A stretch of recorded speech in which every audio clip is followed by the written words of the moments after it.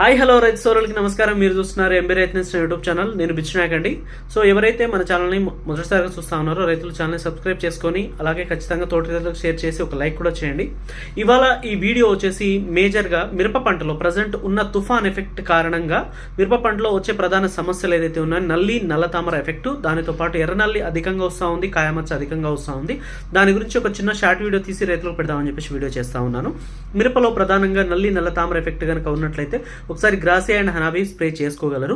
So ఒకవేళ only ఎర్రనల్లి ఉంది, పై ముడత కింది ముడత ఉంది, తోట మొద్దుబారిపోయింది, గ్రోత్ రావట్లేదు అని చెప్పేసి కనుక అనుకుంటే ఒకసారి ఖచ్చితంగా వారధి అగ్రిటెక్ వాళ్ళది డిఫెండర్ స్ప్రే చేయండి. అది వచ్చేసి మీకు పై ముడత కింది ముడత అలాగే ఎర్రనల్లిని 100కి 100% సమర్థవంతంగా కంప్లీట్గా క్లియర్ చేసి పడేస్తూ ఉంది.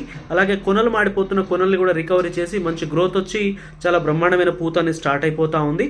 సో ఒకవేళ కనుక మీకు నల్లి నల్ల తామర ఉంటేనే గ్రాసియా హనాబీ స్ప్రే చేయండి.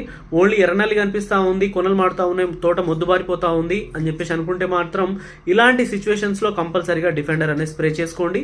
ఇది స్ప్రే చేసుకున్న ఒక వారం తర్వాత మీ మిరప పంట వచ్చేసి చాలా నీట్గా పై ముడత కింది ముడత రెండు క్లీన్ అయిపోయి బ్రహ్మాండమైన గ్రోతింగ్ అనేది వస్తూ ఉంది, నల్లి కూడా క్లియర్ అయిపోతూ ఉంది.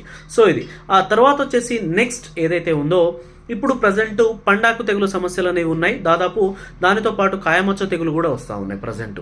ఇలాంటి కండిషన్స్లో మీరు కంపల్సరీగా ప్రజెంట్ ఒకవేళ మీకు బూడిద తెగులు, కాయమచ్చ తెగులు, దాంతోపాటు పండాకు తెగులు ఈ 3 సమస్యలు కనుక ఉన్నట్లయితే ఏదైతే ఉందో మన బేర్ వాళ్ళది ఎసర్బో కానీ లేదంటే లూనా ఎక్స్పీరియన్స్ కానీ, ఒకవేళ మీరు బేర్ వాళ్ళది ఈ ఎసర్బో కనుక స్ప్రే చేసినట్టయితే మీకు ఏదైతే ఉందో పండాకు తెగులు, దానితో పాటు బూడిద తెగులు, దానితో పాటు కాయమచ్చ తెగులు ఈ 3టికి పనిచేస్తుంది. ఒకవేళ మీకు అధికంగా కాయమచ్చ తెగులు కనిపిస్తా ఉంది అనుకుంటే ఇది స్ప్రే చేసుకోవచ్చు.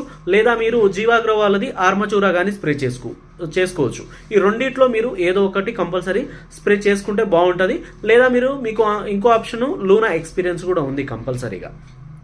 సో ఖచ్చితంగా ఈ టైంలో జాగ్రత్తగా ఉండి మందులు స్ప్రే చేసుకోండి. ఎందుకనంటే జనవరి మాసం అనేది మనకి చాలా ఇంపార్టెంట్.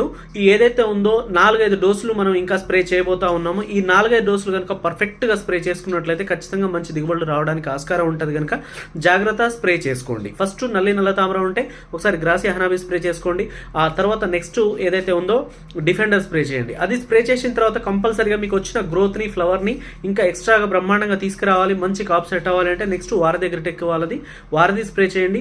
వారధిలో మీకు కావాలనుకుంటే న్యూట్రియన్స్ కానీ బోరాన్ కానీ కలుపుకోండి. ఖచ్చితంగా ఈ పూత రాలడం అనేది ఖచ్చితంగా తగ్గుద్ది 100%.